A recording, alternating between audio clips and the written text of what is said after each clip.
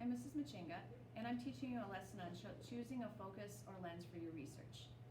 You began learning about your country yesterday, and you studied an easy overview book, you made a plan, you found subtopics, and you used text structures to organize your notes.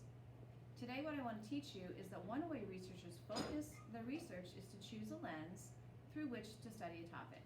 Then they read across texts and different subtopics to gain information on that lens. Choosing a lens through which to study your country focuses your research. You might choose the lens of education, you might choose geography, or maybe you'll choose to read about religion or culture today. I'm just going to show you a little bit about how I would do this if I were sitting down to research the country of China. As you can see, it says choose a lens or subtopic to focus on throughout the text. And I think today what I'd like to read about is geography. So I'm going to show you a page from the book about China. And I might have flipped through this book already and found, exactly what I wanted to read about. And I'm going to use that table of contents to try to help me find where the subject of geography might start. And so I'm going to read this section called The Giant Country. So as I'm reading through this, it says China is the third largest country in the world. Russia and Canada are larger.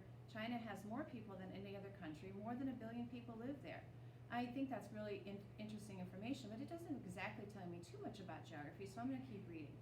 Much of China is covered by mountains or deserts. The Himalayas are part of China.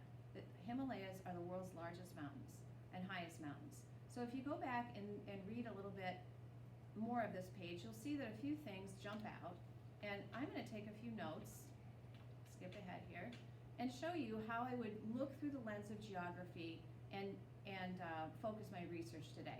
So here's how I would do it. We all know boxes and bullets. We love boxes and bullets, and we know how to do that.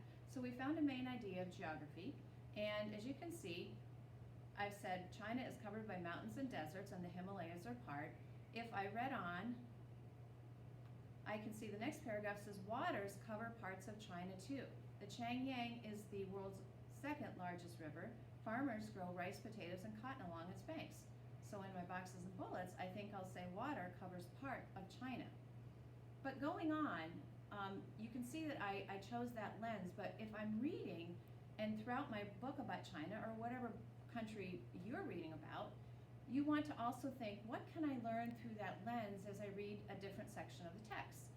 So, for instance, I'm reading on in my book, and I see animals of China, and I'm skimming through there, and I see many kinds of animals live in China. Tigers and leopards live in China's northern forests. Monkeys and elephants live in the jungles. So, and camels carry people across the Chinese deserts. So I would want to then add to my notes, gotta go the other way, and write down, for instance, I'm going to add to my boxes and bullets, and I'm going to say, let me go back and check my text. Tigers and leopards live in China's northern forest. So now I know I can add to my geography page by saying there's northern forests. And also I do recall that monkeys and elephants live in the jungles. So now I know that China also has some jungles. So as you can see, readers, I found a section of the book about geography, but I also found more facts about geography by reading through that lens of geography throughout the text. So today, what I want you to do in your chosen country is to choose a lens. It could be, again, geography, it could be education, history, and find the section on it, take some notes in a way that you feel comfortable. You could use boxes and bullets or anything else you'd like, but keep the idea of your lens, which lens you are reading throughout the text as you read. Happy reading.